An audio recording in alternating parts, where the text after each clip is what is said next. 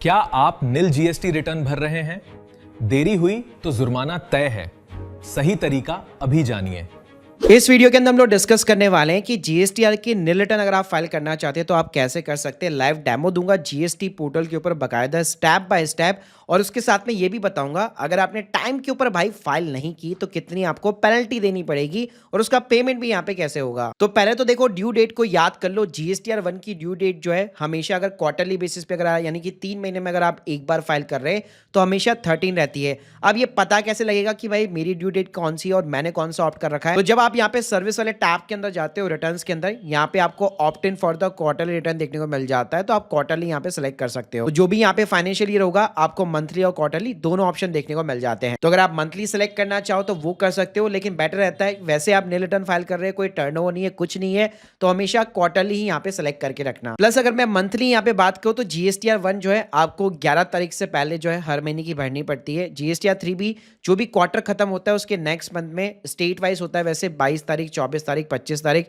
और जीएसटीआर 3 भी जो है मंथली बेसिस पे आपको 20 तारीख के पहले फाइल करनी पड़ती है। और जीएसटीआर 3 भी हमेशा ध्यान रखिएगा 14 तारीख के बाद में फाइल कीजिएगा, भले ही नील रिटर्न हो, क्योंकि अगर आपने कोई परचेजिंग की है तो उसका जो रिफ्लेक्शन होगा, मतलब जो इनपुट टैक्स क्रेडिट होता है वो जीएसटीआर 2B में 14 तारीख के बाद में ही जनरेट होता है।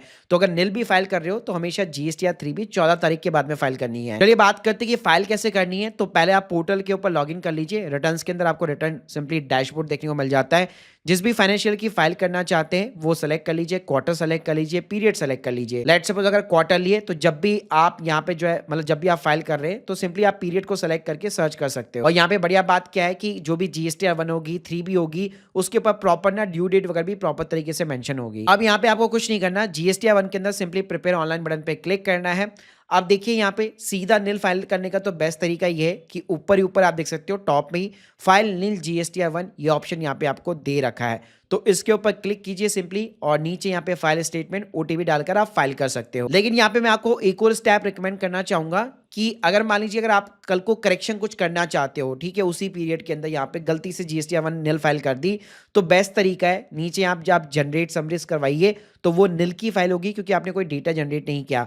जनरेट समरी कराने के बाद में फिर बाद में आप ओटीपी डालकर जीएसटीआर 1 को फाइल कर सकते हो। फिर उसके बाद जो जीएसटीआर 3 भी होती है, ध्यान रखिएगा 1 फाइल करने के बाद ही आप यहाँ पे 3 भी फाइल कर पाओगे। तो जैसे आप 3 भी ओपन करोगे ना, पहला ही क्वेश्चन यही पूछ लेगा कि भाई आप क्या नील की फाइल करना चाहते हो, तो जीएसटीआर 1 ऑब्वियसली बात है नील की है, तो यहाँ पे भी आपका कोई डेटा नहीं आने वाला, और आप सिंपली यस बटन पे क्लिक करके नेक्स्ट करके ओटीपी डाल के आप फाइल कर सकते हो। अब बस यहाँ पे मैं आपको ये चीज बताना चाहता हूँ कि अगर आप 14 तारीख के बाद में फाइल करते हो तो यहाँ पे जीएसटीआर 3B के अंदर क्या होगा, यहाँ पे 3.1 टेबल आपकी पूरी ब्लैंक होगी। अभी मेरा डेटा दिख रहा है लेकिन आपके लिए ब्लैंक रहेगी क्योंकि आपकी कोई सेल नहीं है।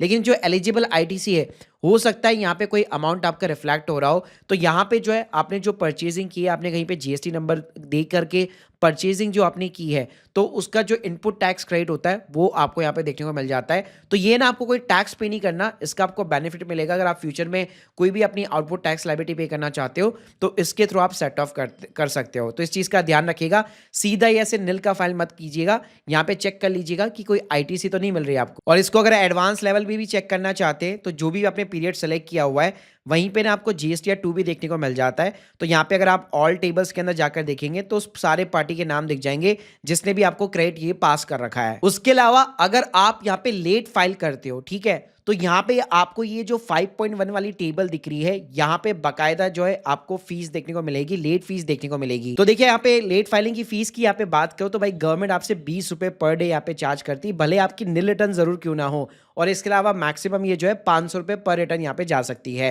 यानी जितना आप डिले करोगे फाइल करने के अंदर उस पर कोई माफी नहीं है, और 20 रुपए पर डे आपको भरना पड़ेगा। तो अगर ऐसा कुछ है तो आपको मैनुअल डालने की जरूरत नहीं है, यहीं पे सब कुछ आ जाएगा। और फिर जब आप प्रोसीड करेंगे तो यहाँ पे एडिशनल कैश रिक्वायर्ड के अंदर वो पैसे जो है आपको यहाँ पे चालान के थ्रू यहाँ पे करने पड़ेंगे।